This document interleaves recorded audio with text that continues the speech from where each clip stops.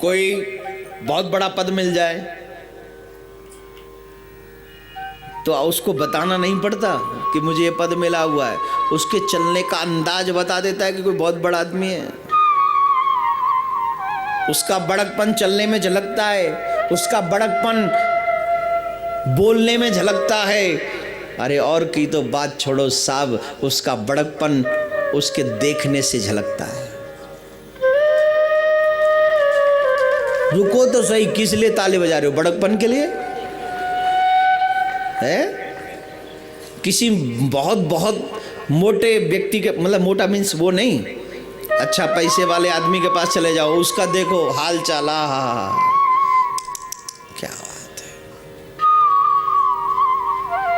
है। ये गांव में कोई बगल में गांव हो माते आया कि 10 साल पहले यहाँ आया कि बस वो मेरठ में, और मेरठ में भी टॉप क्लास की कॉलोनी में टॉप क्लास का मकान बना लिया हो, 10-5 नौकर चाकर इधर उधर घूम रहे हो हैं। फिर गांव को कोई आ जाए बचपन को जानकर, नौकर ने आकर कहा साहब, और गांव में तो नाम वो कचू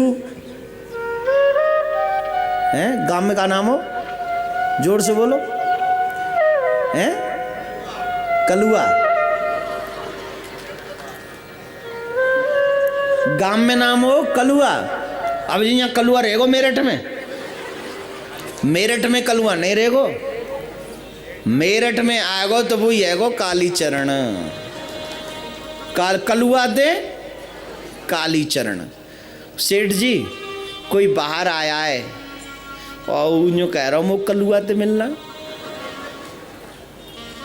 व्हाट, क्या कह रहे हो? बोल साहब कोई तुम्हारे गांव से यूं कह रहा हूं कलुआ ते मिलना। अब देखो, मैंने कहा था देखने का अंदाज उनका बदल जाता है। बताऊं कैसे बदलता है कि रहने दो? हैं? रहने दो, नहीं रहने दो, चलो बताता हूं।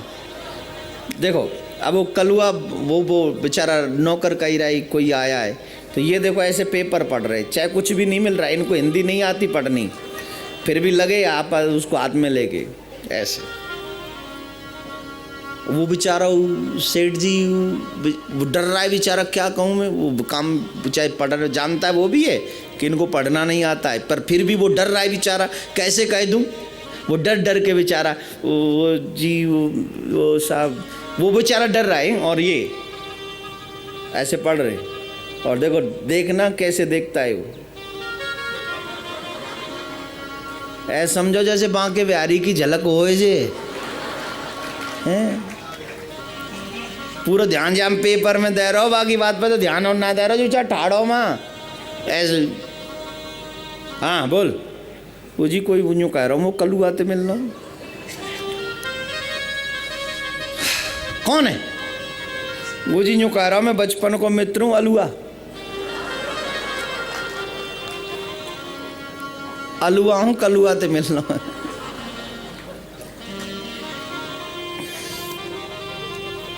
कहते साहब घर पे नहीं है साहब बिजी हैं, क्योंकि अब अलुआ के नहीं, अब तो किसी और के मित्र हो गए ये कालीचरण जी। तो तुलसीदास बाबा कहते हैं अस को नहीं जन्मा जग माही, प्रभुता पाहे जाहे मद नाही। और एक चीज बहुत सुंदर भाव, जो रहीम दीन ही लखे वो दीन बंधु सम होए। दीन सबन को लखत है, दीन ही लखे न कोई, जो रहीम दीन ही लखे वो दीन बंधु सम होए। गरीब तो बड़े को देखता है, अमीर को देखता है, लेकिन अमीर कभी गरीब को नहीं देखता। लेकिन जो अमीर होकर भी गरीब को देखता है वही तो साक्षात भगवान का स्वरूप होता है। जो बड़ा होकर भी कभी छोटों पर जुल्म न करे, जो बड़ा होकर भी कभी अपने बड़कपन का अभिमान न करे, उसे भगवान और संत से कम मत समझना, वही संत स्वरूप है। तुलसीदास बाबा स्पष्ट कहते प्रभुता पाहे जाहि मद नाही। बहुत कम लोग है, मुश्किल ही है। दक्ष प्रजापति, जब प्रजापति उनको बना दिया गया तो अभिमान हो गया। एक समय के बाद ब्रह्मा जी की सभा में बैठे थे, ब्रह्मा जी की सभा में शंकर भगवान विराजमान थे, ब्रह्मा जी भी विराजमान थे।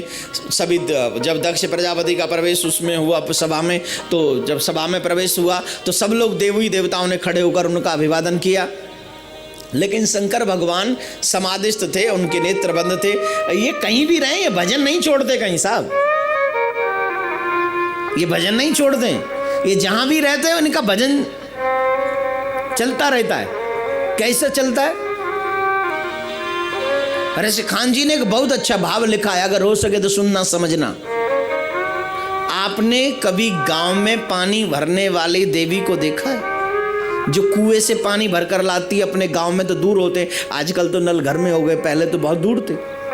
दूर से पानी भरकर उनको देखा होगा, आप सबने देखा होगा 101%। और ये देवियां जो मूड ला रही, कभी न कभी इन्होंने भी भरा होगा। नहीं देखा तो है ना, कैसे लाती हैं वो पानी? सिर पे घड़ा घड़े पे गगरी, एक मटकाई नहीं होता उनके सर पे, सिर पे घड़ा घड़े पे गगरी। पहले मटका है, उसमें पानी भरा है, फिर मटके के ऊपर एक मटकी है छोटी, उसमें भी पानी भरा है, और हाथ में क्या है? बाल्टी, और दूसरे हाथ में रस्सी, और सर पे, और संग में जा रही हैं सहेली, उनसे बातें करती जा रही है। अब ये बैलेंस कैसे बना?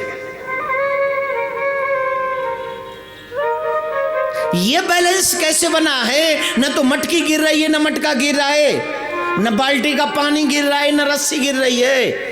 पकड़ तो सकती नहीं, दोनों हाथ वो भी कवर्ड है।